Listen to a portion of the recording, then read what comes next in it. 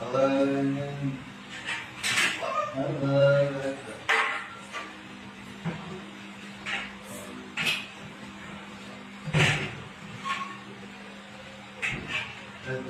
വീഡിയോയുടെ താഴെ വന്നൊരു കമന്റ് ആണ്, എന്തുകൊണ്ട് നിസ്കരിക്കുന്ന സമയത്ത് പടച്ചോന് അത് വീഴാതിരിക്കാൻ പഠിച്ചവന് കഴിഞ്ഞില്ല എന്നുള്ളത്. നമുക്ക് സ്വന്തം നഫ്സിന് തന്നെ ഒരു മോശമായ ഒരു ചിന്തയാണത്. നമുക്കത് വല്ല പരീക്ഷണോ വല്ല രോഗമോ വല്ല പ്രയാസം വരുമ്പോ നമ്മൾ ചിന്തിക്കും പഠിച്ചവൻ എന്ത് ഇതിന് സാധിക്കുന്നില്ല, കേൾക്കാൻ സാധിക്കുന്നില്ല. അതായത് എന്ത് പ്രയാസം ഉണ്ടെങ്കിലും ഇപ്പൊ കൊറോണ ഒന്നില്ലേ, കൊറോണ എന്തുകൊണ്ട് പഠിച്ചവൻ നിർത്താൻ കഴിഞ്ഞില്ല, എന്തുകൊണ്ട് ആൾക്കാർ മരണപ്പെട്ടില്ലേ, പ്രയാസങ്ങൾ രോഗങ്ങൾ എന്തുകൊണ്ട് പഠിച്ചു നിർത്താൻ കഴിഞ്ഞില്ല, പഠിച്ചവനല്ലേ കഴിവുള്ളവരല്ലേ എന്ന് ചിന്തിക്കുന്നവരോട് റസൂൽ സല്ലല്ലാഹു അലൈഹി വസല്ലമ തങ്ങളാണ് അള്ളാഹ്ക്ക് ഏറ്റവും ഇഷ്ടപ്പെട്ട സൃഷ്ടികൾ ഏറ്റവും ഇഷ്ടപ്പെട്ട ഒരു അടിമ എന്ന് പറയുന്നത്. അള്ളാഹു സുബ്ഹാനഹു വ തആല ഏറ്റവും ഇഷ്ടപ്പെടുന്നവരാണ് പരീക്ഷിക്കുക.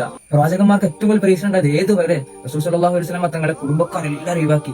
അല്ലോ അബൂ താലിബ് അബ്ദുൽ മുത്തലിബും ഖദീജ ബീവിയൊക്കെ മരണപ്പെട്ടപ്പോൾ ഒറ്റപ്പെട്ടു പോയി റസൂലുള്ളാഹി സ്വല്ലല്ലാഹു അലൈഹി വസല്ലം. ആ റസൂലുള്ളാഹി ത്വായിഫിലേക്ക് സ്വന്തം കുടുംബത്തിലേക്ക് പോയപ്പോ എന്താ കിട്ടിയത്?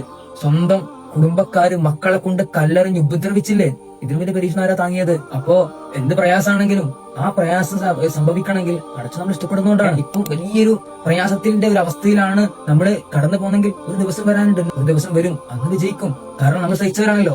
പടച്ചോൻ എന്ത് പരീക്ഷണവും ആത്മാർത്ഥമായിട്ട് പടച്ചോൻ തന്നതാണെന്ന് പറഞ്ഞ് ക്ഷമിച്ചാൽ ഉറപ്പാണ് പടച്ചോൻ നമ്മൾ വിജയിപ്പിക്കുന്ന ഉറപ്പാണ്. ദുന്യാവിന് സൂഹിക്കാനുള്ളതാണോ? അല്ല. മുഅ്മിനീങ്ങൾക്ക് ദുന്യാവ് നരകാടോ? അപ്പോ നല്ല രൂപത്തില് എല്ലാം സഹിച്ചിട്ട് ത്യജിച്ചിട്ട് ഈ ദുന്യാവ് ജീവിക്കുമ്പോൾ നമുക്ക് വിജയം ഉണ്ടാവുള്ളൂ. ഒരുപക്ഷെ ദുന്യാവ് നമ്മൾ രക്ഷപ്പെടും. പടച്ചോൻ നമുക്ക് നല്ല ബോധം നൽകട്ടെ. പരീക്ഷണങ്ങൾക്ക് താങ്ങാനുള്ള ഈമാനിക് ശക്തി പടച്ചോൻ നമുക്ക് നൽകട്ടെ. അസ്സലാമു അലൈക്കും വറഹ്മത്തുള്ളാഹി.